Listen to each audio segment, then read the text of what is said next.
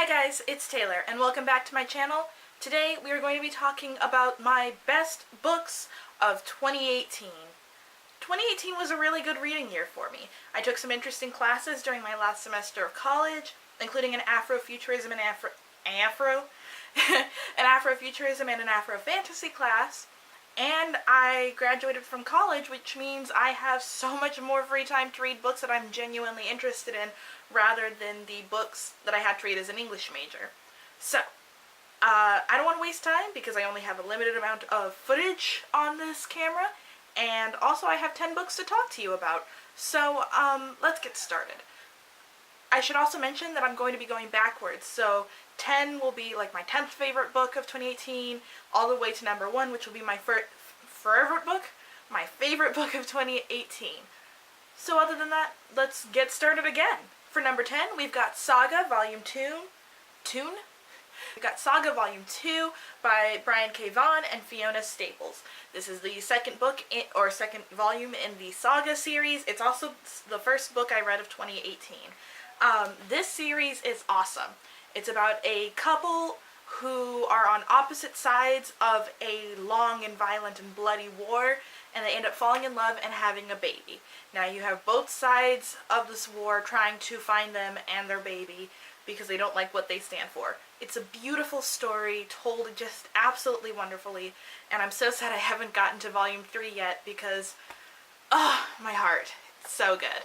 Number 9, you have heard me talk about this book a lot, and that is Babble 17 by Samuel Delany.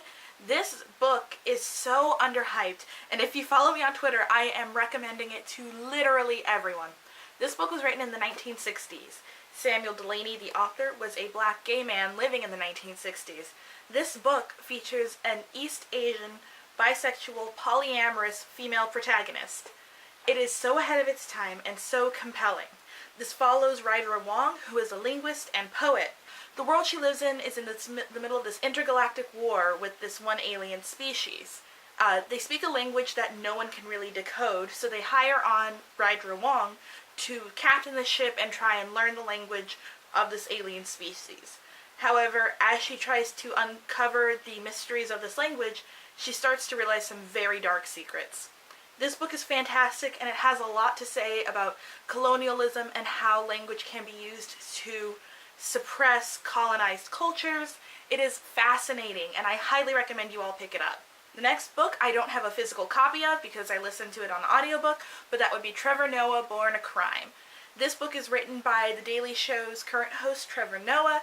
He is South African and mixed race, and this book follows his childhood living as the son of a white father and a black mother during the apartheid in South Africa when he is literally not allowed to exist.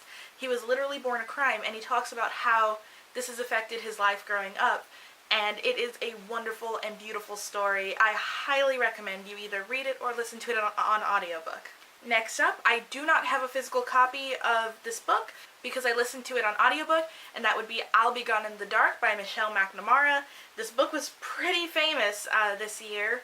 It basically follows this one woman's desperate search to uncover the identity of the Golden State Killer, who was a real serial killer who terrorized California during the 70s and 80s.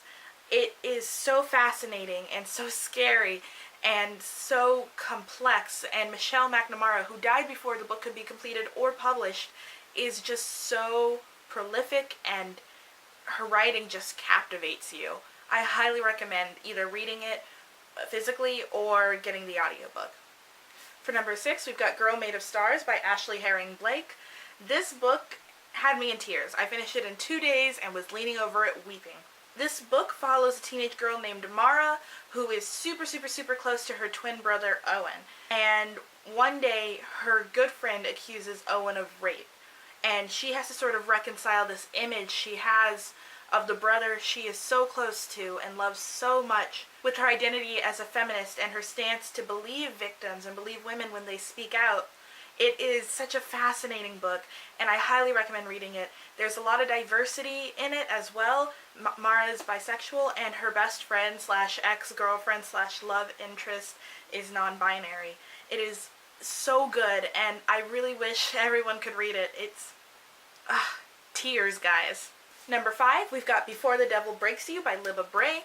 This is the third book in the Diviner series, which, as you know, is one of my all-time favorite series. This book is kind of like Hellboy meets The Great Gatsby, meets the X-Men, meets Supernatural. It is so good.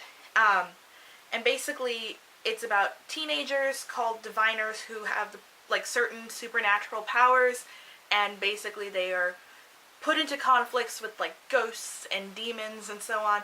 This book follows the diviners as they are trying to sort out their relationships and how they came to have powers, how they can understand and work on their powers, and it also kind of features a haunted insane asylum, and it's so good. These books are very diverse. There are characters who are Black, East Asian, mixed race,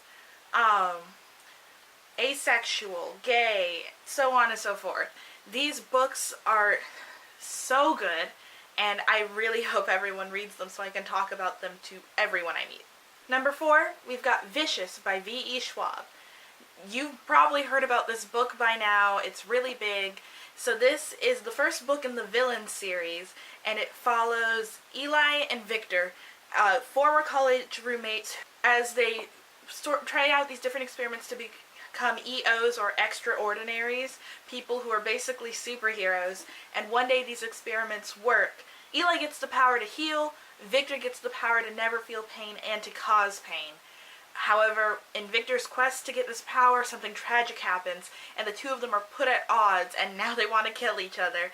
It is so good, so fantastic, one of my favorite books this year. I love it. So good. Number 3, we've got The Adventure Zone, Here There Be Gerblings. This is the first book in the graphic novel comic book adaptation of the hit podcast, The Adventure Zone. If you don't know what The Adventure Zone is, it's 3 brothers, the McElroy brothers, who are famous from their other podcast, My Brother and Me. It's the McElroy brothers and their dad, and they're playing Dungeons and Dragons together, and it is so funny. You don't have to play Dungeons and Dragons or even really know anything about it to listen to the podcast and get into it. It's funny, it's heartfelt, it's really genuine because it's a family playing together, and this adaptation, beautiful. I laughed, I just got so nostalgic. I think the art is fantastic. The only reason why it's not number 1 is that you do lose a little bit without the voices. For example, in the podcast, the main villain, Magic Brian, he has a really odd voice, and it makes things so much funnier when you hear him speak in the podcast than when you have it written out on the page. However, it's still really good, and I highly recommend everyone listen to the podcast first and then read this. Number 2. I guess I'm a basic booktuber, but when haven't I been a basic booktuber? So, The 7 Husbands of Evelyn Hugo is my second favorite book of 2018. Why? Probably why all of the other booktubers like it.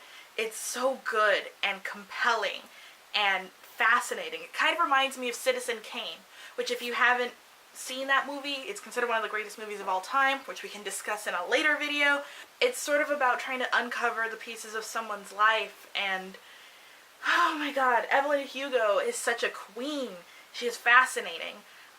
She is Cuban, she is bisexual, and all of these things play a part into this book that really just is such a fascinating,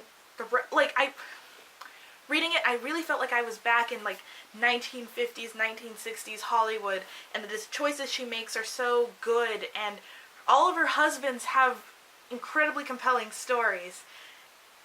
Fascinating. So good. I don't even know what I can say about it because it's already been said before. This book is amazing. And last, but certainly not least, we've got The Kiss Quotient by Helen Huang. This book is my favorite book of 2018. Why? I don't think it was as compelling or culturally significant as Babble 17. It wasn't as gossipy as The 7 Husbands of Evelyn Hugo. It didn't make me laugh as much as The Adventure Zone. So why is this number 1? Because it's cute. There's no other reason. It is so cute. Whenever I would think about what book made me the happiest when reading it in 2018, it would be The Kiss Quotient. Wow, guys, this book is so good. It's about a girl named Stella who has autism, and she has never really been in a real relationship before, so she hires a male prostitute named Michael Fan to be her fake boyfriend, and as you can imagine, hilarity ensues. What's also interesting is that the author Helen Huang was also diagnosed with autism later on in life, so its own voices, and it is so good, and the representation, I can assume, is fantastic. This book is amazing, and I loved it, and that's why it's my favorite book of 2018.